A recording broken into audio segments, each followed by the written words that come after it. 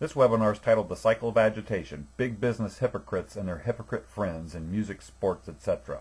Well, we've been taking a look at this cycle of agitation, and we've been focusing on agitate, but we're going to take a look at pressure now, and the pressure from corporate America and the hypocrites that are there. A hypocrite is a person who pretends to have virtues, moral or religious beliefs, principles, etc. that he or she does not actually possess. And here are some of the biggest hypocrites in corporate America as it pertains to gay activists and homosexual rights.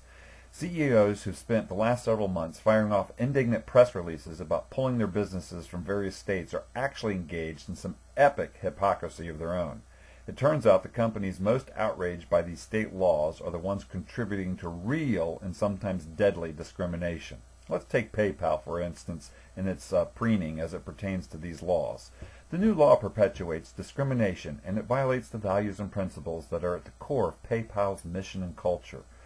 Well, the North Carolina bill that PayPal is protesting allows each business the freedom to set its own bathroom policies and keeps city government from forcing its bathroom policy on every employer in the city.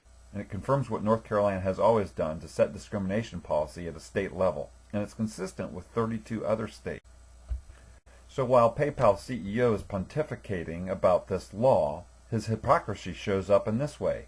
PayPal operates in countries including Saudi Arabia, Nigeria, and Yemen, all persecutors of homosexuals.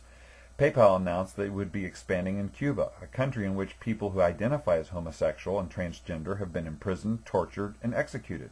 PayPal operates in 25 countries where homosexual behavior is illegal, including 5 countries where the penalty is death. Apple, another corporate hypocrite. Apple has a presence in 17 countries where homosexual acts are illegal. In 4 of those nations, homosexual acts are punishable by death. When was the last time Tim Cook objected to a single act of discrimination in any of these countries?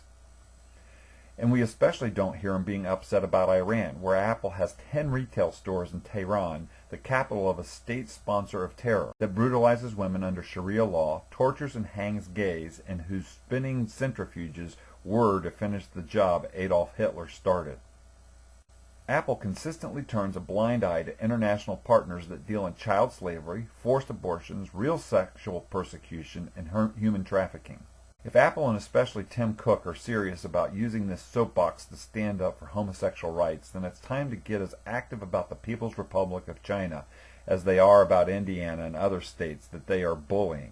Apple needs to speak out just as loudly, and if any economic threats are made, they must be applied equally to both situations.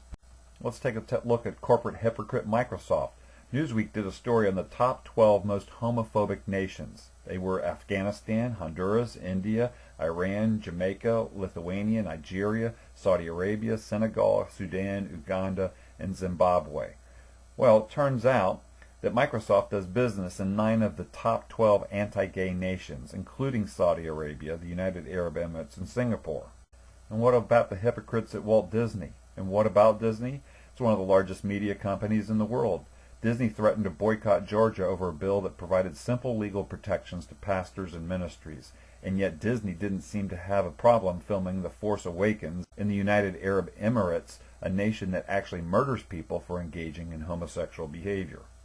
What about these other companies? Coca-Cola, Dell, Google, Intel, Salesforce, Virgin, Hilton Hotels, Marriott, Intercontinental, and even a broader listing of companies that HRC, the gay activist group, has in its hip pocket.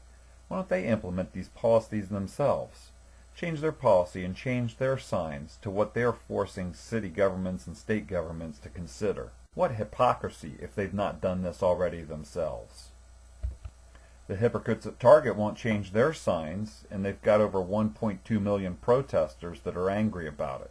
Because to leave these signs up as is communicating that you are safe based on your gender in your bathroom and it won't be invaded. But in fact, that's not the case.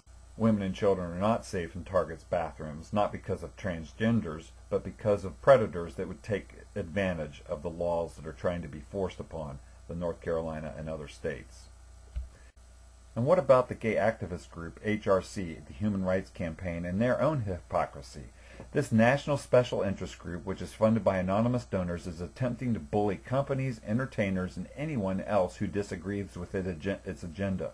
And yet HRC remains silent about these same companies that sell their products, make their products, or take entertainment dollars from countries, and all of these gay-hating, gay-persecuting, and gay-killing countries. Countries with deplorable human rights record. They could be the biggest hypocrites of all. Let's take a look at some music hypocrites. Bruce Springsteen, Boston, Pearl Jam, Bryan Adams, Cyndi Lauper, and others. Bruce Springsteen said this, in a preening kind of way: "Some things are more important than a rock show, and this fight against prejudice and bigotry, which is happening as I write, is one of them." Important things? Like letting grown men use girls' restrooms? North Carolina? Well, these are the states with the same policies: Alabama, Alaska, Arizona, Arkansas, Connecticut, Florida, Georgia, Idaho, Indiana, Kansas, Kentucky, Louisiana, Massachusetts, Michigan, Mississippi, Missouri, Montana, Nebraska, New Hampshire, North Carolina, North Dakota, Ohio, Oklahoma, Pennsylvania, South Carolina, South Dakota, Tennessee, Texas, Utah, Virginia, West Virginia, Wisconsin, and Wyoming. Are these music hypocrites not going to go to any of these other 32 states because they have similar operation and guidelines in their states as North Carolina? And how about some sports hypocrites? The NFL, the NBA, Major League Baseball, and ESPN. They've all threatened Georgia with economic repercussions if the state passed a religious freedom bill. And the NBA threatened to move the NBA All-Star game out of Charlotte if they don't change a state law. But have they implemented these policies themselves? Have they changed their policy and changed their signs? If they not, they are epic hypocrites. Here's the award page for corporate America, for the Human Rights Campaign, for these musicians, and for Major League Sports.